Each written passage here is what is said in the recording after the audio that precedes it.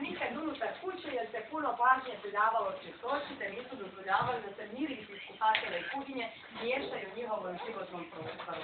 Što bi značilo, kad je vrijeme ručka, donese se ovaj dosta nizak sto koji se zove pinija, postavi se na sred kuće, žene prave ručak u kuhinji koja je van kuće, i ove bakreni tanjiri su bili uvijek prekriveni, zato što kad se hrana donosi, da ne bi bila prašnjava, da se ne bi ohladila, uvijek bi bili prekriveni. Bogate porodice postavljale grove jastuke da bi muškarci sjeli. Dok bili siromašni najčešće sjedili na podu, jer je i običaj kod muslimana da se uvijek sjedi na podu dok se objeduje.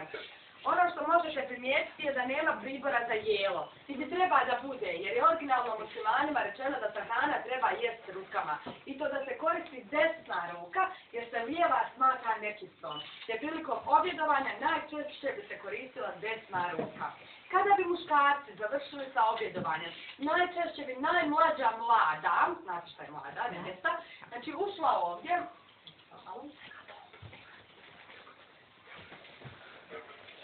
donijela bi ovu posudu za vodu koja se zove ibrik, prišla bi svom najstarijem članu porodice, pomogla mu da opere ruke,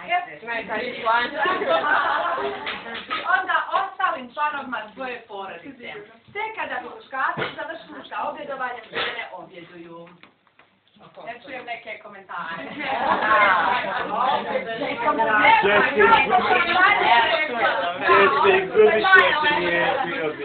Obično, znači uloga žene pretpostavljala je da bude kod kuće, da se brine za svoga muža i za svoju djecu. Koji da druge, tako. A i pored toga da radimo, da zaradimo, da to ne semaju. Ali uloga muškarca je da bude vani, da se brine za svoju porodicu, da zarađuje. Znači,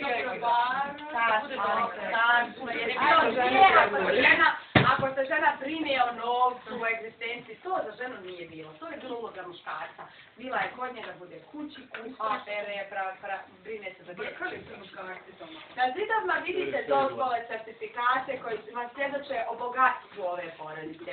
Ono što ne možete vidjeti neka umjetnička djela, statue i slično. Jer za muslimane originalno, baš kao što je zabranjeno to u džami, zabranjeno je da to imaju u svojim kućama. Tako da tradicionalne muslimanske kuće nikad nemaju neka statue, umjetnička djela ili slično. Mogu imati fotografije.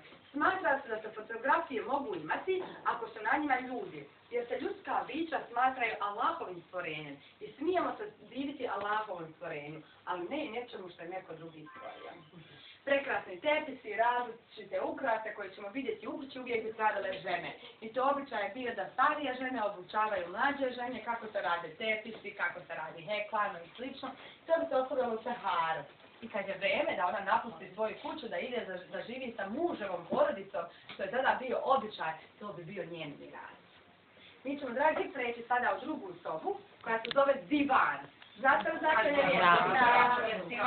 Pa to bi bila sofa, tačnije, ili kauč, ali u Bosni, kad neko kaže mi divanimo, ili se poziva vas da divanite s njima, onda vas poziva na razgovor, na sjedinje, uživanje, priču. Sve je isto kauč. Isto kauč.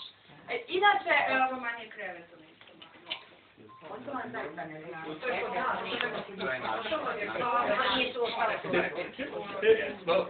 Ovo nije da. Kreveti je to. Kreveti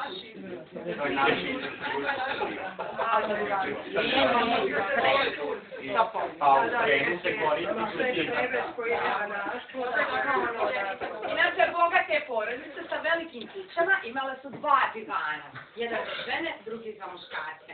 Ovaj put nije opet podjela, zato što su muškarci bili obrazovani, učeni. Toga kao ja